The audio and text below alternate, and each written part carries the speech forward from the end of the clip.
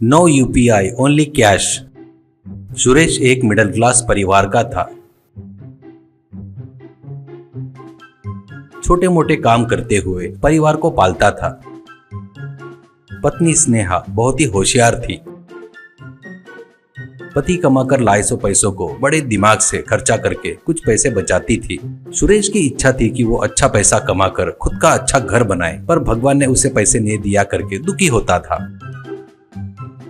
वो देखकर पत्नी एक दिन, मैंने आपने दिए 100 पैसों को थोड़ा खर्चा करके थोड़ा बचा कर रखी हूँ। मैं मेरी सोने की चेन देती हूँ, उसको गिरवी रखकर उससे मिलने वाले पैसों से कुछ तो भी अच्छा व्यापार करो करके सलाह देती है। सुरेश इतने से पैसों से कौन सा व्यापार करो करके रुक जाता है। स्नेहा तुरंत, वो कुंदापुर में पानी पूरी गोलगप्पा बहुत बढ़िया रहता है, पर अपने गांव में यहाँ पर नहीं है। लोग भी बड़े चाव से खाते हैं, खास करके बच्चे करके बताती है। तो सुरेश, मैं कैसे बनाऊं गोलगप्पा? अब फिर से गोलगप्पा खरीदने के लिए खर्चा होगा ना, ऐसा कहता है। तो स्नेहा, मैं घर में ही गोलगप्पा बनाती हूँ, तुम एक छोटी सी गाड़ी किराए से ले लियो तो हो जाएगा। बहुत कम खर्चे में ये धंधा शुरू कर सकते हैं करके बताती है।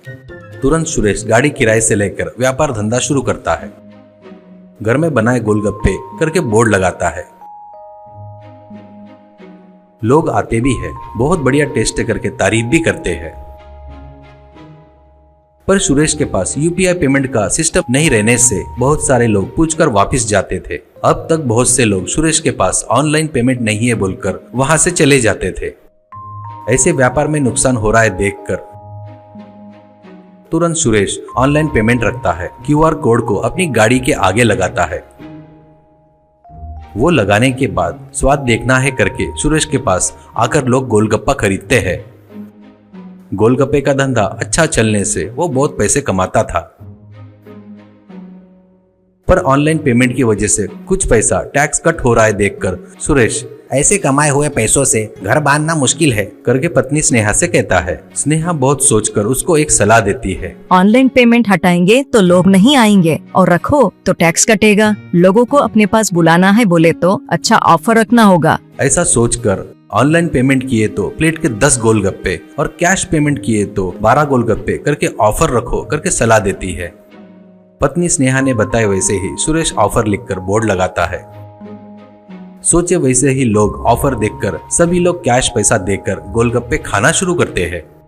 सुरेश को उसकी पत्नी ने बताया हुआ प्लान बहुत सक्सेस हुआ करके बहुत खुश होता है। पैसा बहुत कमाकर बहुत बड़ा घर बनाता है।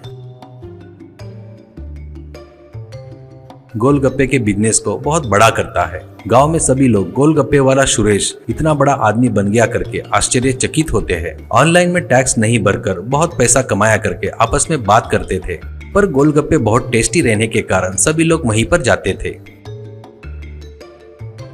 ऐसे ही रहते हुए सुरेश को देखकर उसी गांव में रह रहा विवेक भी गोलगप्पे का बिजनेस स्टार्ट करने की सोचता है और सोचे वैसा ही अपना बिजनेस स्टार्ट करता है।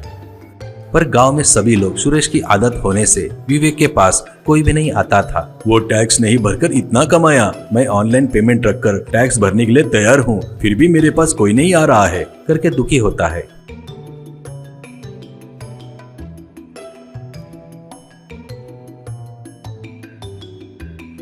एक दिन कस्टमर आकर विवेक के पास गोलगप्पा खाता है और अरे ये तो सुरेश के गोलगप्पे से भी ज्यादा टेस्टी है यार करके कहता है। वो सुरेश ऑफर रखकर लोगों को धोखा दे रहा है। कैश क्यों, ऑनलाइन पेमेंट करते बोले तो खाना है तो खाओ, नहीं तो निकलो यहाँ से करके बड़े गुरूर से कह रहा है। ज्यादा कमाया करके घमंड चढ़ गया है उसे। इसके बारे में इनकम टैक्स वाले के पास इसकी कंप्लेंट किए तो इसको और इसकी दुकान को बंद कर देंगे करके गुस्से से कहता है।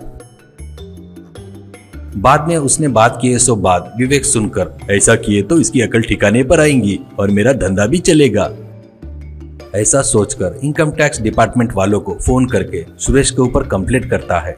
तुरंत इनकम टैक्स डिपार्टमेंट से एक अधिकारी कुंडापुर आता है।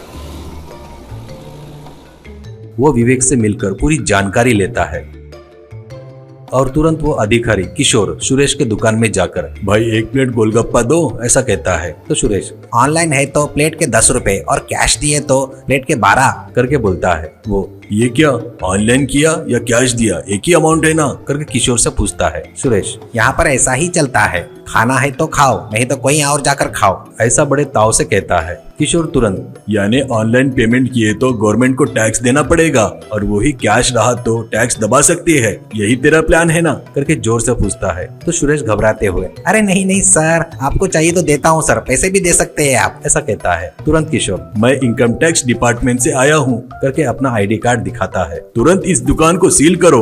ऐसा कहने से पीछे कार से कुछ ऑफिसर आते हैं और शॉप को सीज करके सुरेश को अरेस्ट करते हैं। विवेक अपने व्यापार को ईमानदारी से करते हुए अच्छा खासा पैसा कमाना शुरू करता है।